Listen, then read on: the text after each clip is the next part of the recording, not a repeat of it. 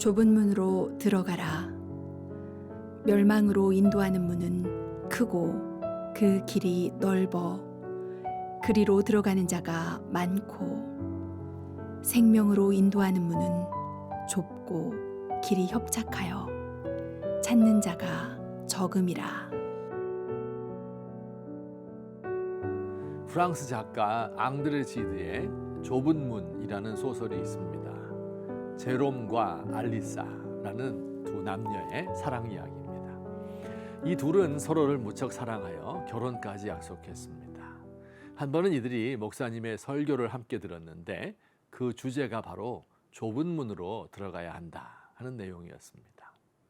이 설교를 들은 청년 제롬은 이 좁은 문이 바로 이 세상에서 가장 순수하고 아름답고 순결한 사랑하는 알리사의 집 방문이라고 믿었습니다. 세상의 모든 좋은 것들의 유혹을 물리치고 알리사 한 사람을 사랑하며 그에게 모든 것을 바치기로 다짐하였습니다.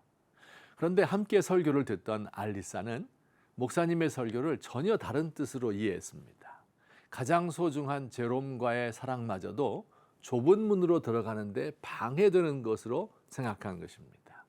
알리사는 제롬과 예수님 사이에서 치열하게 갈등하다가 쇠약해져서 결국 죽음에 이르게 됩니다. 좁은 문으로 들어가라 하는 같은 설교를 듣고 두 사람은 완전히 다른 해석을 했습니다. 제롬이 생각한 것처럼 한 사람을 온전히 사랑하는 것이 좁은 문으로 들어가는 것일까요? 아니면 알리사의 생각처럼 천국 문이 너무 좁기 때문에 다른 사람과 함께는 들어갈 수 없는 것일까요? 생명으로 인도하는 문은 좁고 길이 협착하여 찾는 자가 적음이라고 예수님 말씀하셨는데 여기 찾다라는 단어에 주목해 봅시다. 찾는 자가 적다라는 말은 찾으려고 노력하는 사람의 숫자가 많지 않다 그런 뜻이 아니고요. 발견하기 힘들다는 뜻입니다. 숲속으로 난 좁은 길, 사막 가운데 난 길, 분명히 길이 있기는 한데 그 길을 찾기 힘들지요. 때로 사방이 꽉 막혀서 도무지 길이 없는 것처럼 보일 때도 있습니다. 그러나 찾기가 어려워서 그렇지 반드시 길은 있습니다.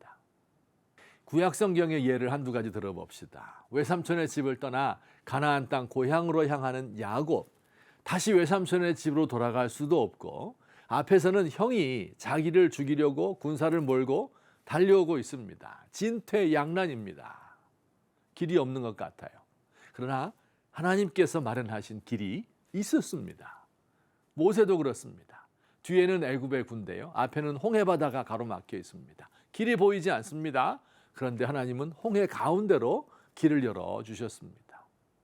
한 젊은이가 있습니다. 돈도 없고 스펙도 없고 애인도 없고 편의점 알바 해봐야 앞날이 보이지 않고 부모의 재력도 없습니다. 어떤 길을 찾아야 할까요? 또 가난한 40대 가장 직장인도 있습니다. 직장은 언제 문 닫을지 모르고 자녀들에게 들어갈 돈은 많고 노부모도 봉양해야 하고 부부관계는 탄탄하지 않습니다. 중소기업 사장인데 기업 환경이 너무 좋지 않습니다. 직원들을 해고시키지 않고 회사를 유지할 수 있을까요? 그리스도인으로서 양심적으로 어떻게 회사를 운영할까요? 그 길이 보입니까? 이분들 모두 자신의 좁은 길을 찾아 나서야 합니다. 분명히 자신의 길이 있습니다. 이 좁은 길을 찾으려 할 때 하나님께서 그 길을 알려주시고 손잡고 길을 인도해 주십니다. 위기의 대한민국도 좁은 길을 찾아야 합니다. 미국과 중국의 틈바구니에서 강대국들이 자기의 이익을 위하여 동맹들을 희생시키는 시대에 어느 쪽을 택해야 할까요? 북한이 핵무기와 미사일 개발을 맞춰놓고 사흘이 멀다 하고 전 세계를 대상으로 위협하고 큰 소리칩니다.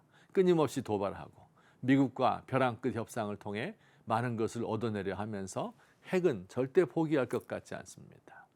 일본은 과거사를 사과하기는커녕 구구파가 득세하여 재무장의 길을 택하려 합니다.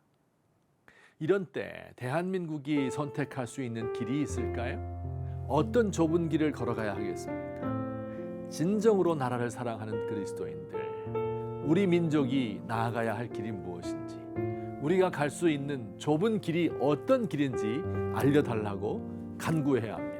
그리고 성경의 방식을 따라 그 길을 찾아야 합니다.